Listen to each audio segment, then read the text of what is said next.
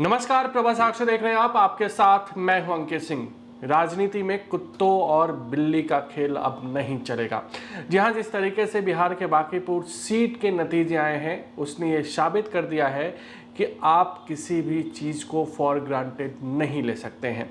जिस सीट को बीजेपी का गढ़ माना जा रहा था उस सीट पर बीजेपी 19,000 के वोटों से हार गई है।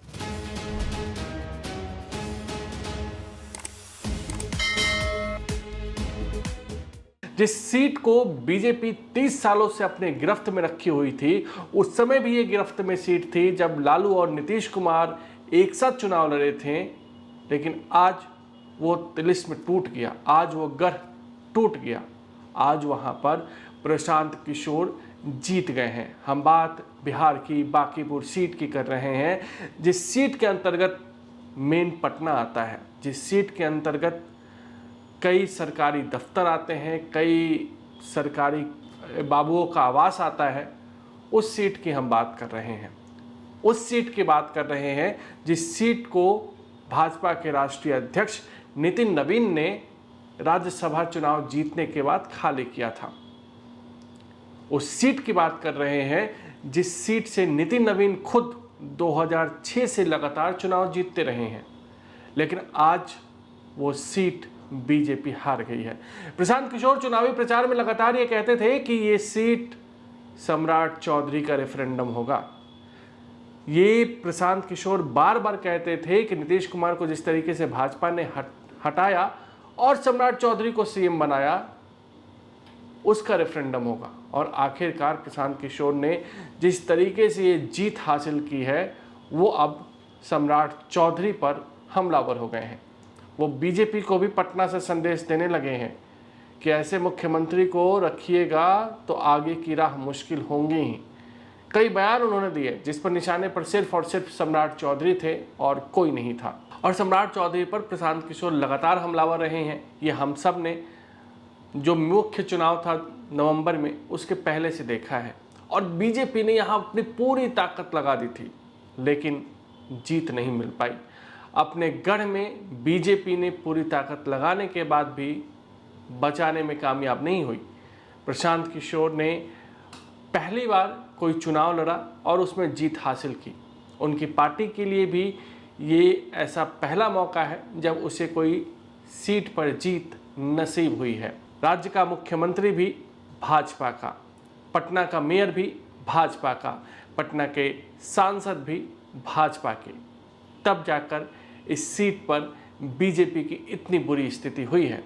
इसलिए किसी को भी फॉर ग्रांटेड लेने की कोशिश नहीं करनी चाहिए। वैसे भी लालू यादव के शब्दों को कहें तो वो कहा करते थे, बिहार है उड़ती चिड़िया को भी हल्दी लगा देता है। कुल मिलाकर अगर देखें तो बांकीपुर ने बड़ा संदेश दिया है।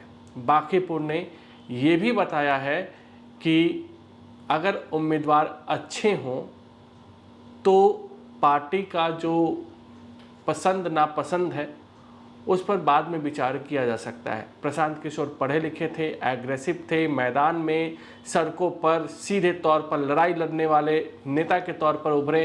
तेजस्वी यादव चुनावी दौर में भी छुट्टियां मना रहे थे और प्रशांत किशोर के रूप में वहाँ के लोगों को एक अच्छा विकल्प मिला। वैसे वहाँ पर कहा जाता है कि वो जो सीट है वो पूरी तरीके से बीजेपी के समीकरण वाली सीट है। बीजेपी के जो आधार कोर वोटर हैं उनकी सीट है, लेकिन बीजेपी का आधार वोट ही क्या खिसक गया। ऐसा इसलिए बोल रहे हैं क्योंकि मार्जिन लगभग 19,000 की है। तो आप समझ सकते हैं, हालांकि पोलिंग भी बहुत कम हुई थी, लगभग 35% के आसपास हुई थी। और ऐसे में बीजेपी जब आत्ममंथन करेगी तो ये पोलिंग कितनी हुई थी इस पर भी चिंतन होगा। क्या जो छात्रों का आंदोलन था, जो पुलिस ने पटना में छात्रों पर लाठीचार्ज किया, अब छात्र थे या नहीं थे, उसका क्या असर हर घर में गया है? क्या जो परसेप्शन बना इस सीजेपी आंदोलन का, जंतर मंतर आंदोलन का, उसका नुकसान बीजेपी को उठाना पड़ा है? सुनने में तो ये तक आया है कि दादा दादी का पसंद जो है वो बीजेपी है, लेकिन बच्चे और दादा दादी के बेटे पतोह ये अपना भविष्य देख रहे थे। क्या प्रशांत किशोर बिहार में एक बेहतर विकल्प लेकर आएंगे? क्या प्रशांत किशोर ने बिहार की राजनीतिक परिभाषा को बदलने की शुरुआत कर दी है? क्या प्रशांत किशोर ने एक नई सियासी समीकरण लिखने की कोशिश कर दी है? ये तमाम ऐसी चीज़ें हैं, ये तमाम ऐसे सवाल हैं जिस पर आने वाले वक्त में जवाब मिलेगा।